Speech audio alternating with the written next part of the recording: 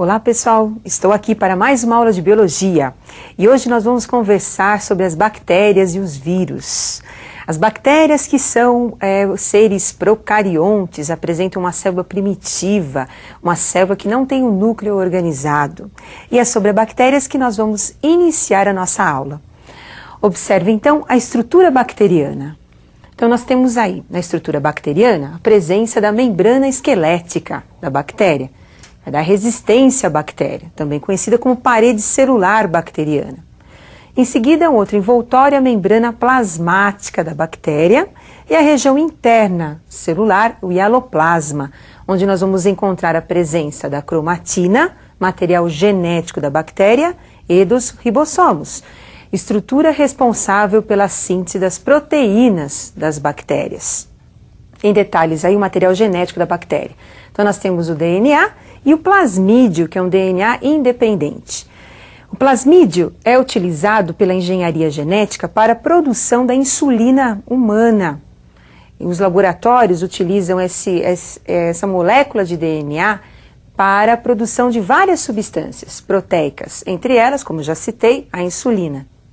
Então as bactérias, elas são utilizadas na produção de substâncias, como a insulina, como eu já citei, e também são utilizadas na produção do processo de fermentação dos alimentos.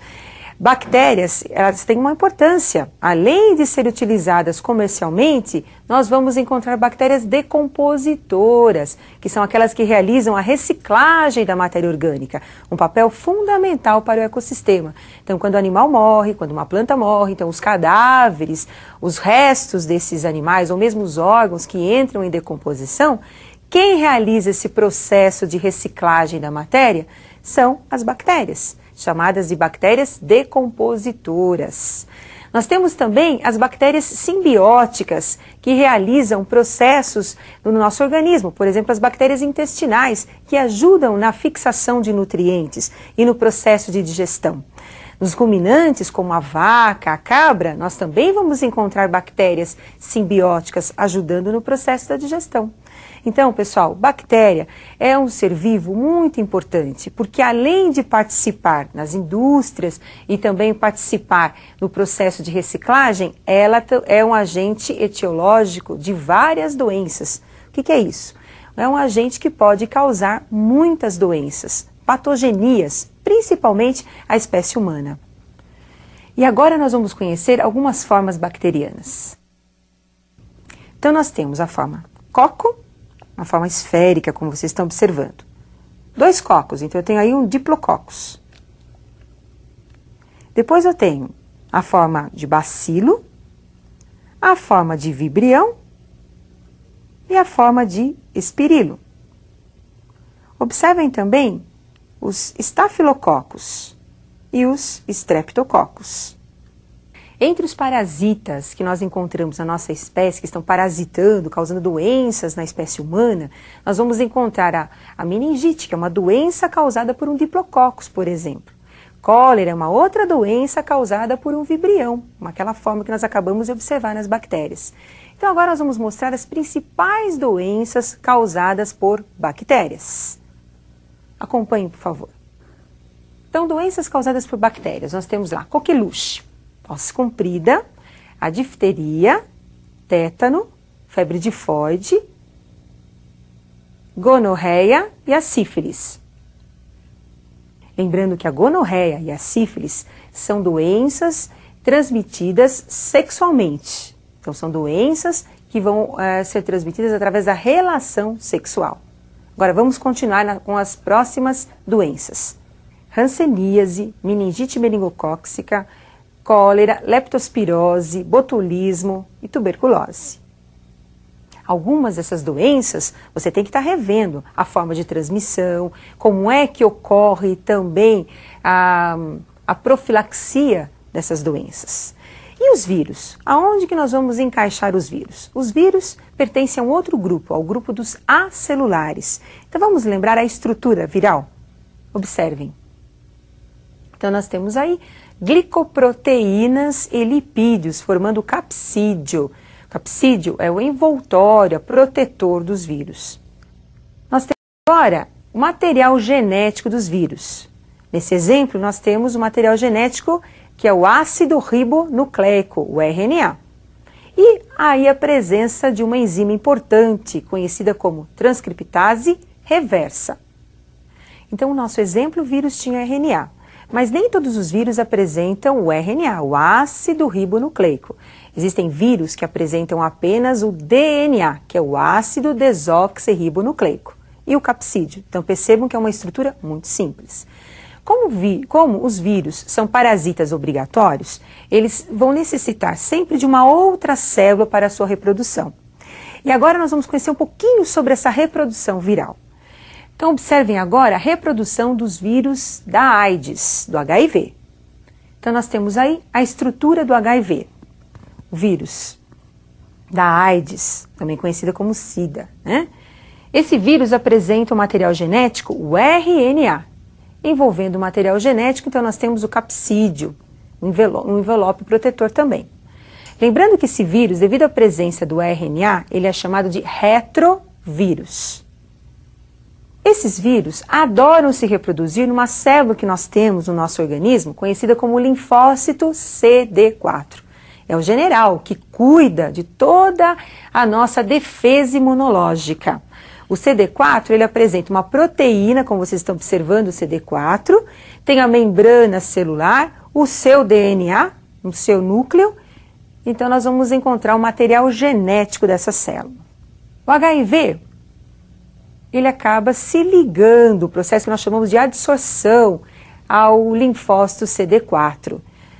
Após a sua ligação, o RNA, ele abandona o seu capsídeo, entra na célula do linfócito CD4 e inicia o seu processo de multiplicação. Com a ajuda da transcriptase reversa, sua enzima, ele acaba produzindo um DNA modificado. Esse DNA modificado, produzido agora, vai ser absorvido pela célula, pelo núcleo da célula parasitada, e com isso nós vamos ter agora a formação de um DNA modificado no interior do núcleo do nosso linfócito. Utilizando a maquinaria da célula parasitada, então agora o nosso DNA viral passa a se reproduzir, formando cópias desse DNA modificado, produzindo seus capsídeos, dando origem então a novas formas aí de HIV. Esse HIV agora abandona a célula parasitada e vai agora parasitar outras células, multiplicando-se no interior dessas novas células.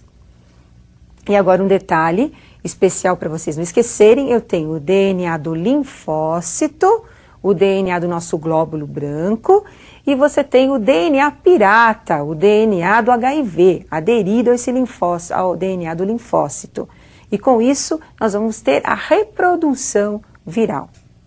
Então, após a reprodução, o HIV agora abandona os linfócitos, cai na corrente sanguínea e vai ser encontrado nas secreções do corpo, no caso, nas secreções vaginais, no esperma, mas também encontramos o HIV nas células do sistema nervoso. Ele gosta muito também dessas células para sua reprodução? Não, só nos linfócitos, mas ele é encontrado no seu interior.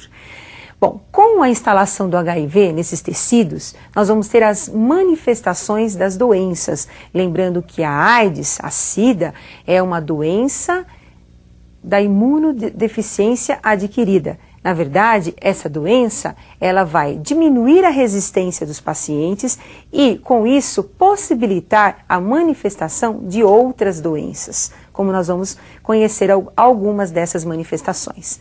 Então, observem agora alguns sintomas e doenças dos aidéticos. Então, nós temos aí na pele. O que nós vamos encontrar na pele?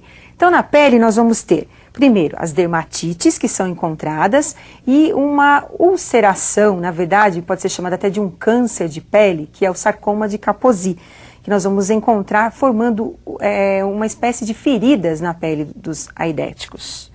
Em seguida, nós temos também manifestação de fungos, manifestações também de outros vírus, provocando, em alguns casos, também a presença de herpes, devido à queda da imunidade nesses pacientes. Em seguida, nós temos aí o aparelho respiratório. O que nós vamos encontrar no aparelho respiratório? Então nós temos doenças ligadas à pneumonia, tuberculose, com a queda da imunidade, nós vamos ter a manifestação principalmente da pneumonia e tuberculose nesses pacientes. Sistema nervoso central, o aparecimento também da toxoplasmose, meningite, linfoma cerebral, demência, dependendo da região que o parasita estiver se manifestando e parasitando. No aparelho digestório, devido à presença da Candida albicans, nós vamos ter também a presença de sapinhos na boca desses pacientes, em todo o tubo digestório e no estômago também. Então nós temos um quadro de candidíase infectando o paciente. Nós temos também herpes, citomegalovírus, leucoplasias e bactérias que vão todas se encontrar no aparelho digestório. E no aparelho linfático nós vamos ter a presença de linfomas e a manifestação também da tuberculose nesse sistema. Hoje a droga mais utilizada no tratamento dos aidéticos é o AZT. Agora, fora a AIDS, nós temos outras doenças importantes que também são causadas por vírus. Vamos conhecer algumas dessas doenças. Cachumba, hepatite, a poliomielite, conhecida também como paralisia infantil, a raiva, rubéola, também conhecida como sarampo alemão, o sarampo, a varíola, febre amarela, que muitos acabam confundindo também com a febre malárica, a dengue, a AIDS e a herpes. Todas essas doenças que nós acabamos de estudar, elas são importantes, mas vocês deverão aprofundar um pouquinho mais o estudo sobre essas doenças, levando em consideração o agente etiológico, que é o agente causador das doenças, as formas de transmissão dessas doenças e também os sintomas dessas doenças, que são importantes. E eu aguardo vocês para a nossa próxima aula de biologia. Até mais, pessoal!